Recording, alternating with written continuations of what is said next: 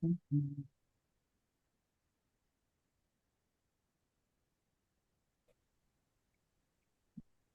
jadi hari ini kita lanjut stabilisasi.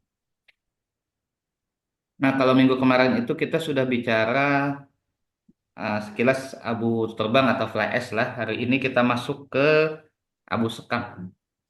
Di sini di e-learning sudah ada beberapa bahan. Ini tesis, perilaku saksian tanah gambut dan jurnalnya. Yang terakhir ada jurnal dari punya si Dia. Nanti aku masukkan juga. Kita lihat dulu sih.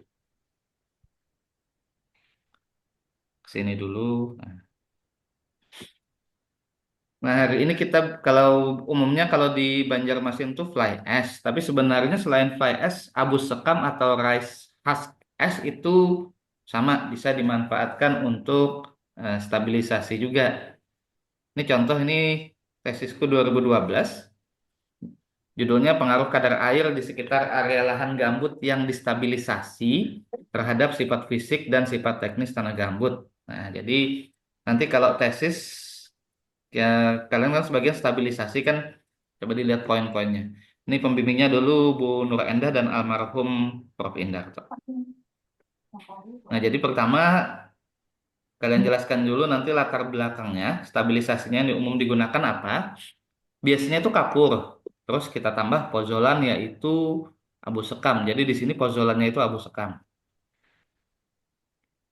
Nah, kalau kita mencampurkan dua bahan yang berbeda, misalnya kalian ada kombinasi misalnya semen sama pasir untuk lempung. Nah, seharusnya idealnya sebelum kalian masukkan ke lempung, kalian tahu dulu semen sama pasir itu kombinasi optimumnya gimana. Nah, ini kebetulan waktu itu sudah ada penelitian sebelumnya, kapur sama abu sekam itu optimumnya berapa? Jadi optimumnya adalah kapurnya 30, abu sekam 70. Nah, mencari optimum ini gimana? Mencari optimum itu kalian gunakan uji UCT atau unconfined.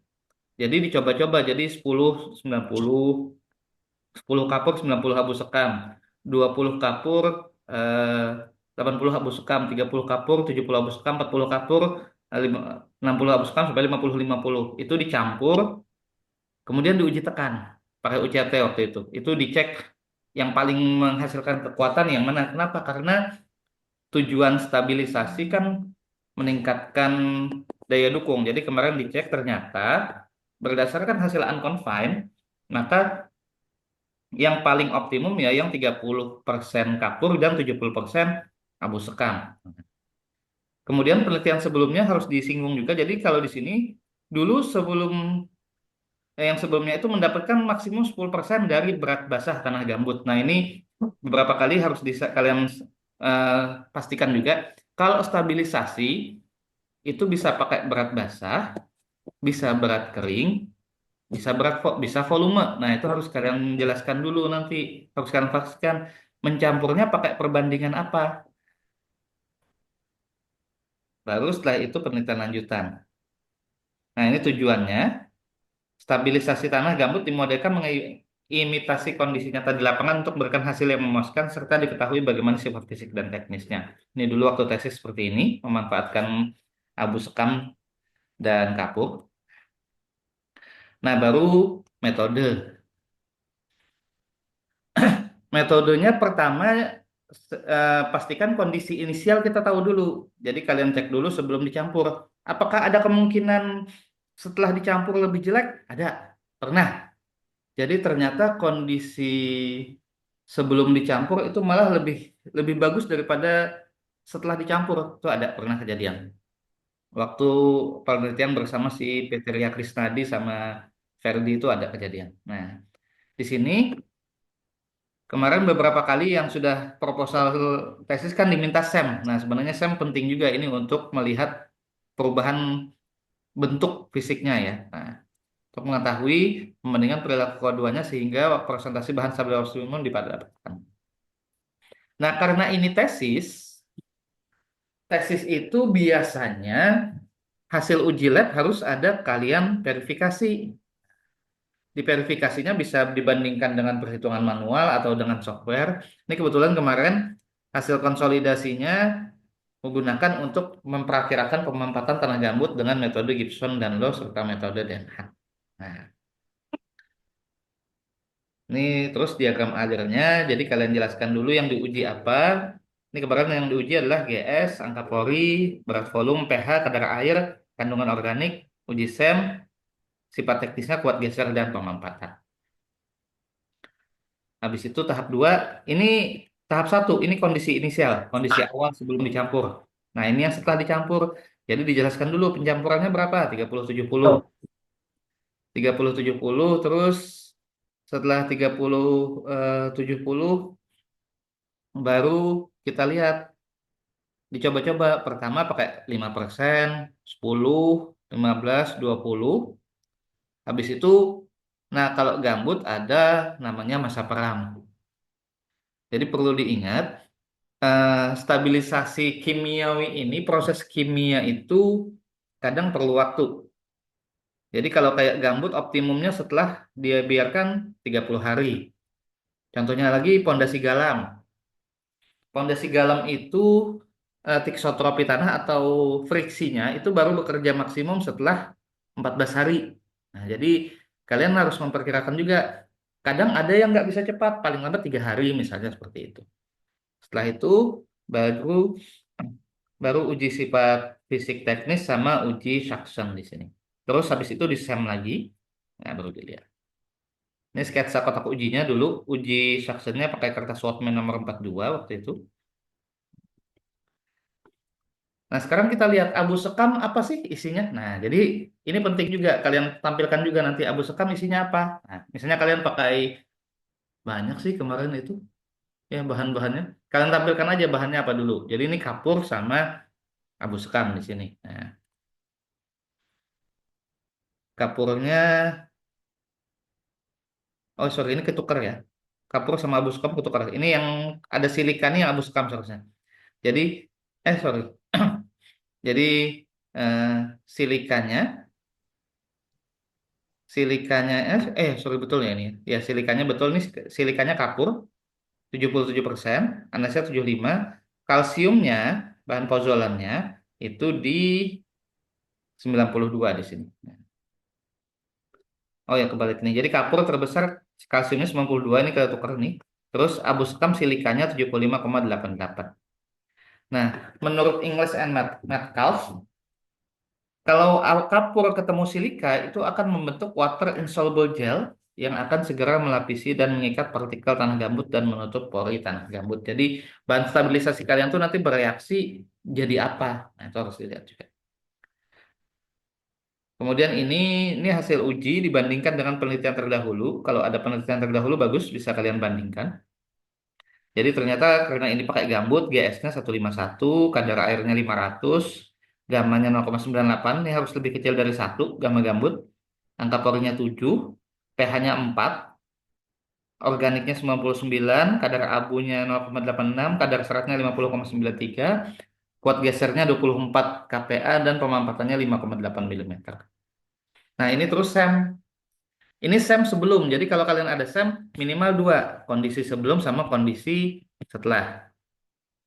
Kondisi sebelum, kita lihat, yang kita pengen lihat perubahannya apa. Nah, kalau di gambut, bahan stabilisasi itu akan menutup pori. Maka kita lihat porinya yang mana. Nah, ini serat gambut, ini makropori yang sebelah kiri ini. Makropori itu lubang antar serat.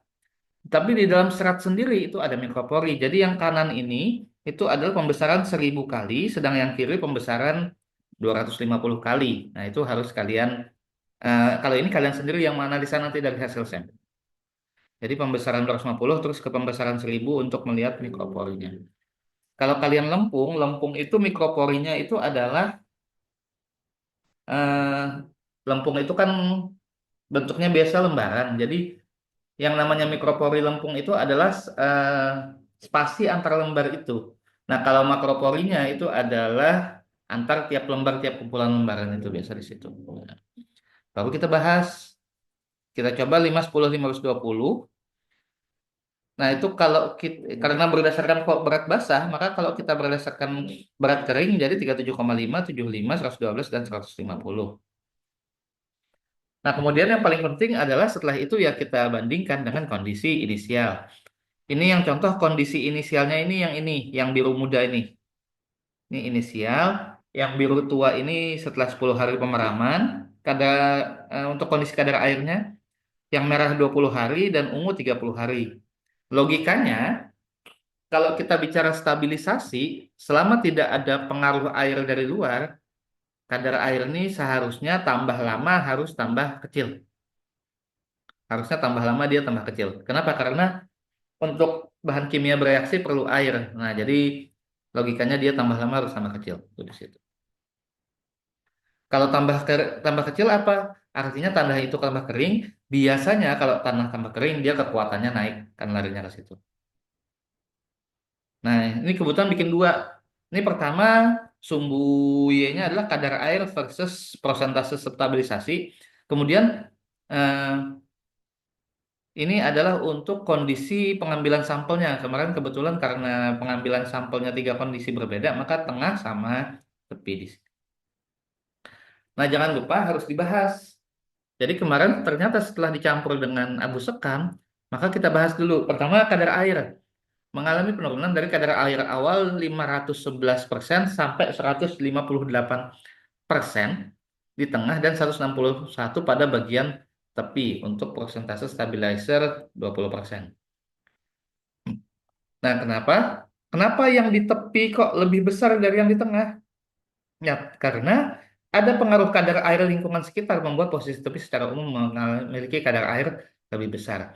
Nah, karena nanti kalian penelitian tesis diharapkan kalian tidak cuma sekedar menyebutkan angka 158 dan 161 ini, tapi ada pembahasan, ada melogikakan kenapa kok di tengah kok 158 yang di tepi kok 161. Nah, itu di situ. Nah, kemudian karena perlu pembahasan lagi, maka dilihat dibuat rasio kadar air di sini. Dan tetap dia lebih kecil. Setelah kadar air, maka yang kita kaji adalah gamma atau berat volume. Kita lihat gamanya tambah lama, tambah naik. Iya, karena semakin bahan stabilisasi bereaksi, water insoluble gelnya itu tambah banyak, itu menutup pori, artinya kepadatannya nambah. Awalnya ruang kosong pori itu diisi oleh water insoluble gel, artinya gamanya pun akan naik.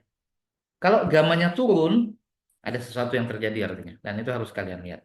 Nah, makanya memang bagusnya ini sebenarnya kalau dulu saya selesai uji plot. Jadi nggak nunggu semua semua rencana sampel selesai dulu baru diplot nggak. Supaya kenapa? Jadi kalau ada perilaku yang aneh bisa ketahuan. Kalau perlu bisa segera diulang. Nah, jadi kalau bisa kayak gitu. Jadi kalau kita bicara stabilisasi, misalnya kita ada tiga tahap kayak tadi 10 hari, 20 hari, 30 hari. Habis 10 hari langsung kita plotting. Kan tiga sampel. Kalau dari ketiga sampel ini ada satu yang aneh, maka kita coba uji lagi. Nah, bisa kayak gitu. Itu penting untuk mengejar 10 harinya. 10 hari ini nggak harus pas 10 hari sebenarnya. Dia setelah 1-2 hari tidak akan terlalu banyak, tidak akan banyak perubahan sebenarnya di situ. 20, 30. Nah, baru di situ. Ternyata terlihat dari awal gamanya 0,98 naik jadi 127 dan 1279. Nah, di situ.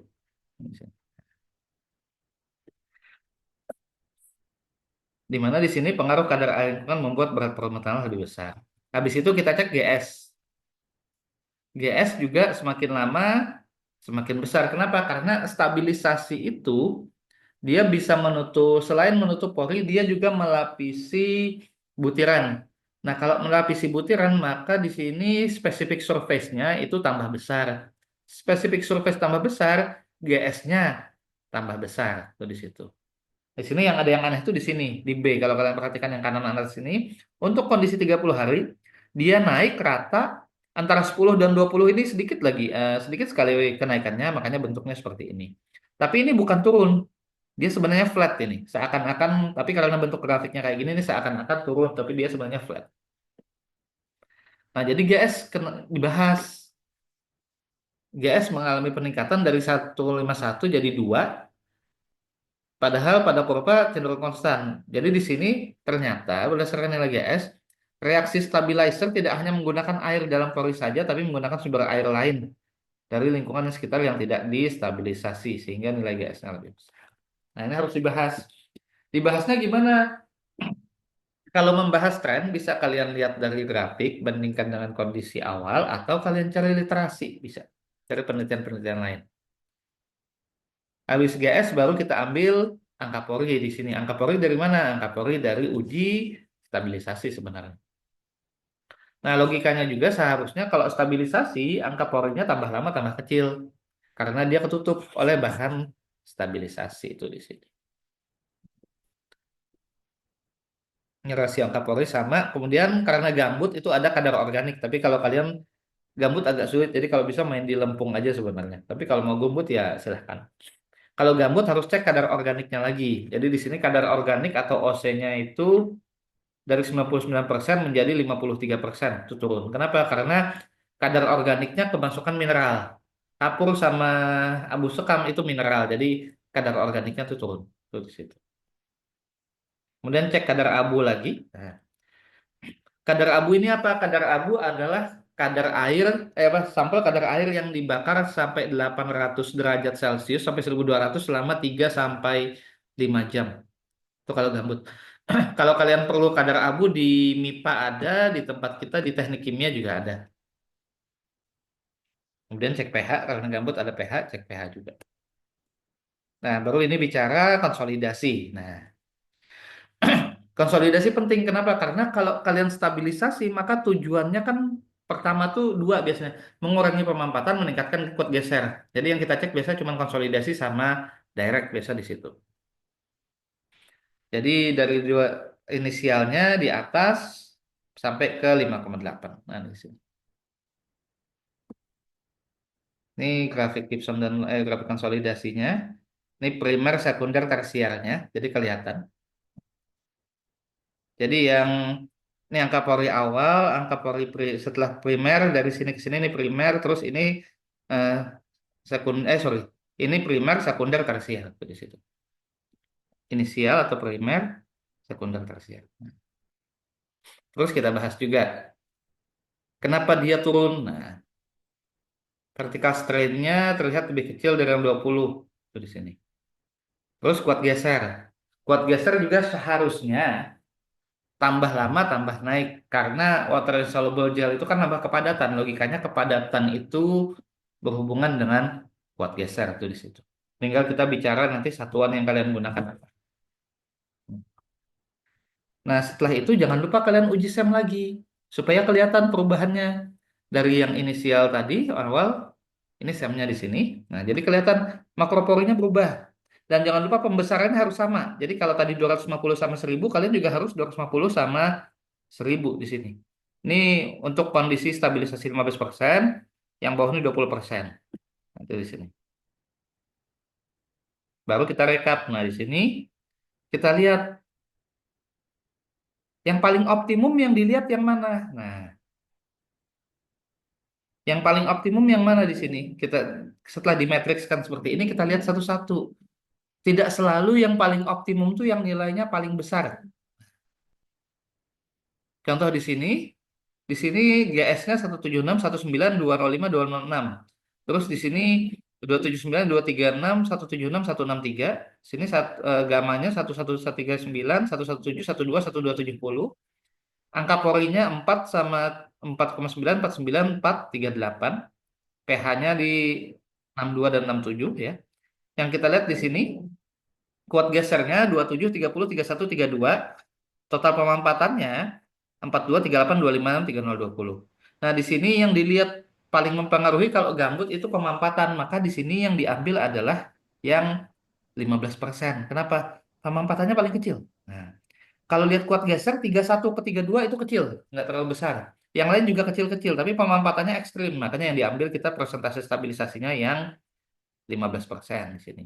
Nah, jadi kalian lihat kalau kalian stabilisasi, tujuan kalian utama yang mana? Apakah kekuatan atau pemampatan? Maka fokus dulu di situ, baru kita lihat. Jadi di sini yang diambil optimumnya adalah yang 15%. Terkait juga, jadi dari parameter total pengamatan terlihat bahwa pada umur stabilisasi 23 per hari, persentase bahan stabilisasi 15% memberikan pemampatan yang lebih kecil jika dibandingkan dengan persentase lainnya. Hal ini terkait dengan kesulitan pencampuran bahan stabilisasi untuk pencampuran 20%. Nah, harus dibahas juga, kok yang 20% kenapa kok bisa lebih kecil dari yang 15? Di situ. Jadi kalau yang tidak ada pengaruh air 10, yang ini 15. Nah, kemudian baru kita coba hasil uji lab kita bawa ke analisa numerik di sini. Maka dicoba menggunakan Gibson dan Low di sini. Prediksinya, Gibson dan Low ini jadi memprediksi pemampatan. Nah, untuk bahan stabilisasi pertama, kurva regangan-regangannya, sehingga di sini diperoleh antara data asli dan data prediksi terlihat berimpit. Nah, di sini.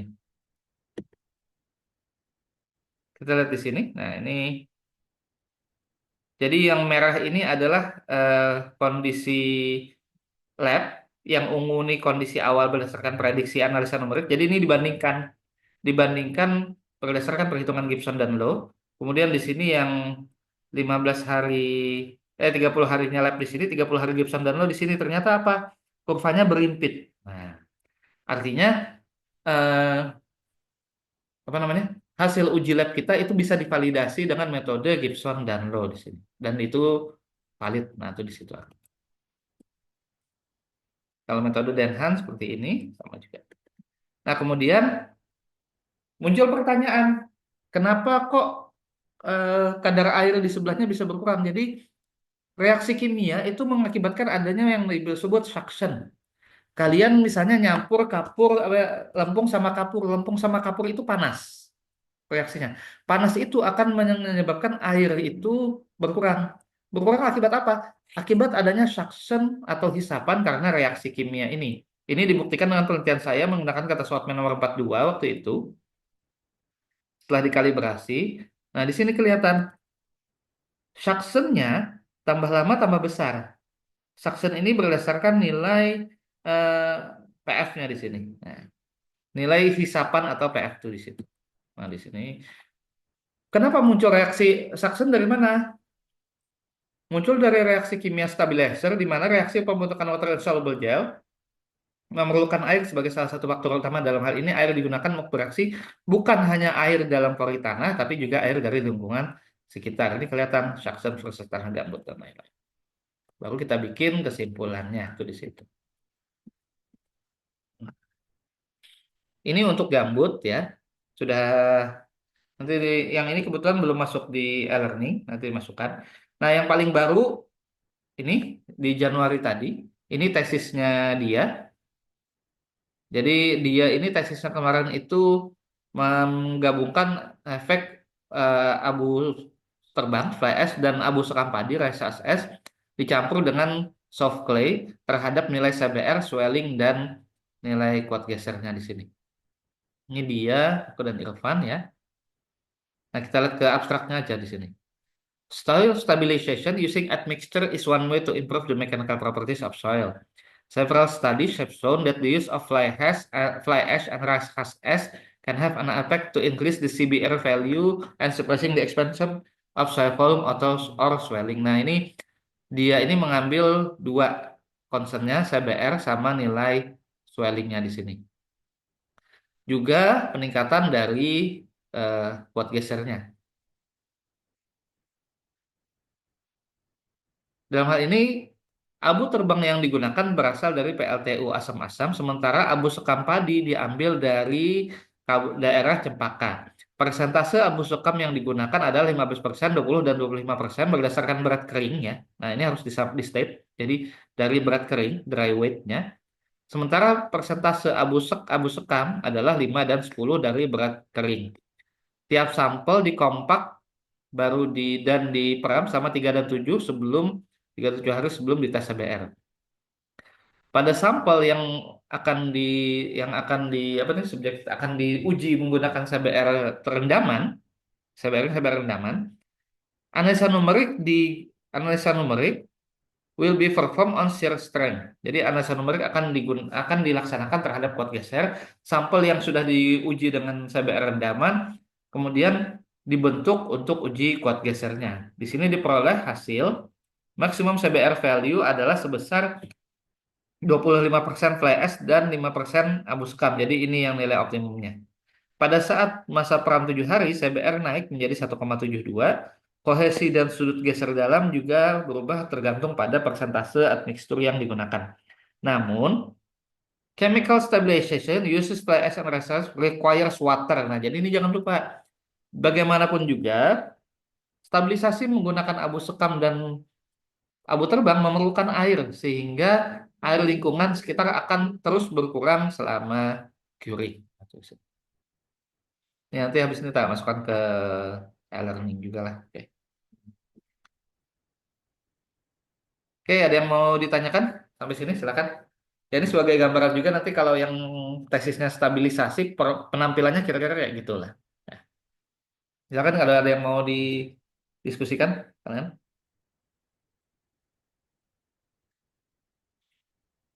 Yang stabilisasi di sini si Reska, ya, Sailena, Wira, siapa lagi? Rijal ke Faisal? Yang lain belum ini ya, visi pemetaan. Fahmi apa Mi? Tesisnya Mi? Kalau Assalamualaikum Pak. Ya. Ulun anu Pak, eh kuat geser bukan Pak. Ulun mengenai nanti itu ada alat dari Pak Rusdi juga Pak. Cuma nanti ada pengaruhnya sama temperatur juga Pak. Oh, Itu sama Rifat mirip lah. mirip ini Pak, mirip uji UCT gitu Pak. Oh, akibat kebakaran lahan lah. Ya Ya. nggih. Oh ya, oke. Ya.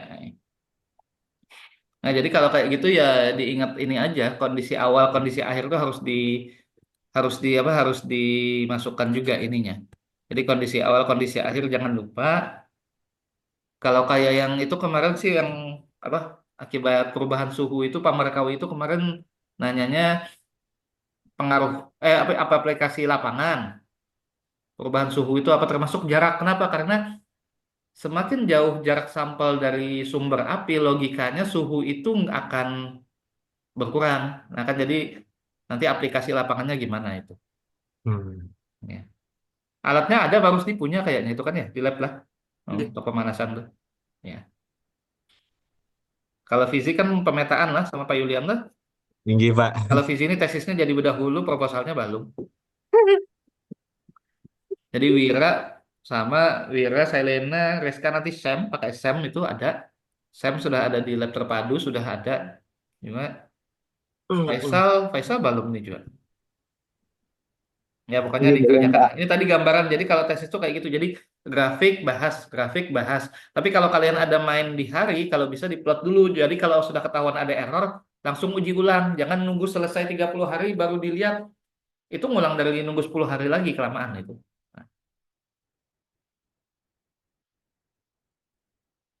oke, ada lagi yang mau didiskusikan? Silakan.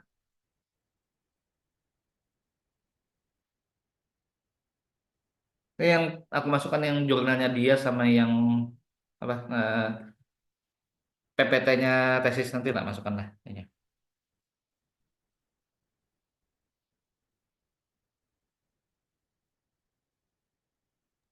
Ulun Pak, izin buat Ya, akun. Tamsal.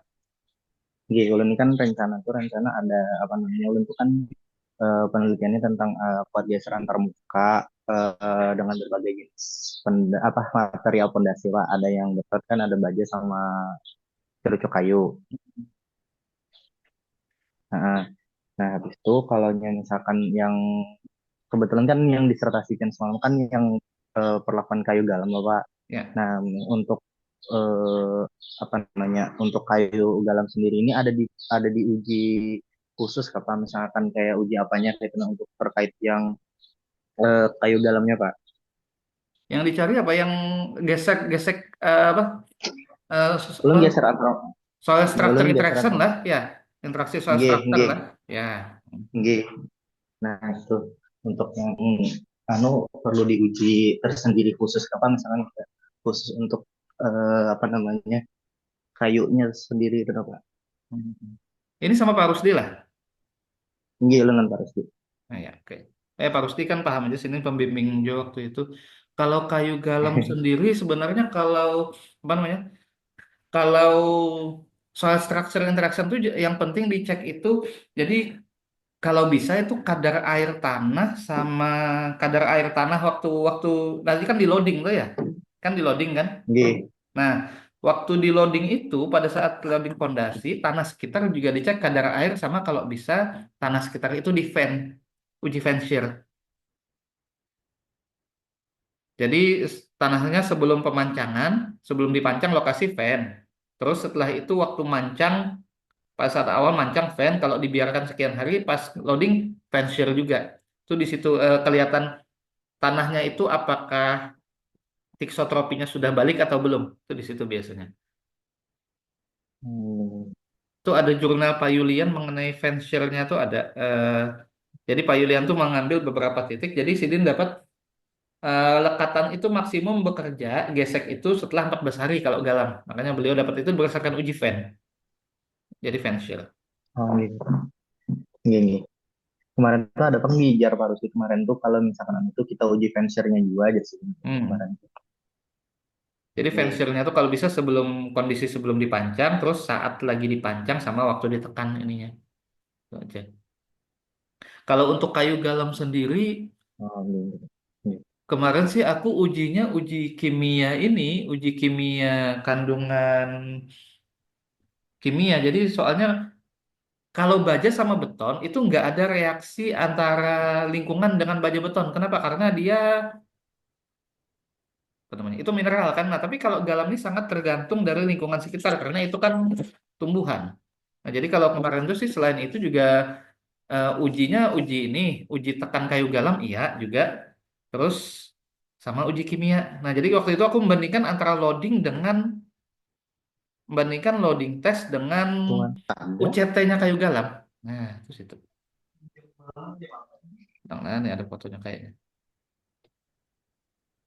Waktu itu membandingkan di lapangan di loading test, tapi galamnya sendiri di UCT. Kalau beton kan mungkin dikuatkan untuk mengetahui ini loh kekuatan bahannya. Nah, Nggih, nggih. Nah, jadi untuk kayak anu apa namanya antar mukanya tiang sama material tanah tanah tanah itunya sama tuh. material kan? Iya. Hmm. Hmm. Nggih, itu. Kalau itu nggak ada sih. Kalau aku kemarin kekurangannya ya disertasiku tuh kulitnya nggak diuji itu aja. Kekurangannya Oh, kemarin nggih. kulitnya Nah, nggak diuji. Nah, itu kekurangannya kemarin. nggih. Seandainya kulitnya Kalau diuji ulun mungkin bisa lebih banyak. Oh iya, kalau ulun ini rencananya kalau misalkan tiang ini ada dua perlakuan dong, kayak ada yang sebutin pakai kulit, sebutin yang Tanpa kulit kada lah. pakai kulit. Nah, ya. Nggih, itu. Hmm. Karena dulu katanya kalau nggak salah Bu Yusti pernah bilang beliau ada penelitian membandingkan dengan kulit dan tanpa kulit yang lebih kuat kata beliau itu yang tanpa kulit. Nah mungkin coba cari punya Yusti Yudiawati, searching aja Yusti Nggih. Yudiawati Galam itu siapa tahu ada. Yang sering loading tes Galam tuh punya Bu Yusti, anak-anak yang Oh megang iya, paper beliau. yang dosen poliban tuh malah. Ya, yang sempat libat. Karena beliau, Iya, beliau dulu katanya pernah penelitian antara yang berkulit dengan yang tidak. Nah, itu coba cari di situ. Mungkin ada yang bisa diambil. iya siapa? Nggih, Kalau uji nggih. tekannya biasa aja sih. Bebannya pakai apa soal rencana sal? Nah ini untuk masalah pembebanan ini ulun yang masih apa namanya masih ulun pelajari dari contoh-contoh jurnal yang lain tuh kebetulan yang ulun lihat referensi jurnal-jurnal itu banyak kan itu memakai material baja lawan beton. Jadi ulun ini rencananya baja, beton sama kayu. Nah, aku dulu kayak ini loadingnya. Nggih. Hmm. Pakai nah ini patah nih. Nah, pakai pakai semen. Nah, kan. Dialnya patah, dua kali patah dialnya. Hati-hati dialnya nanti. Nah, dulu kayak gini. Nah, ini untuk uji di labnya. Nah, dulu sih pakai ini aja. Jadi pakai galam, pakai semen, ada dua Nggih. dua dial reading di sini. Nah, sampai kayak gini tenggelam ini failure. Mm-mm. Nggih. Karena kalau semen lebih gampang ininya apa namanya? Validasi Validasinya. gitu kan.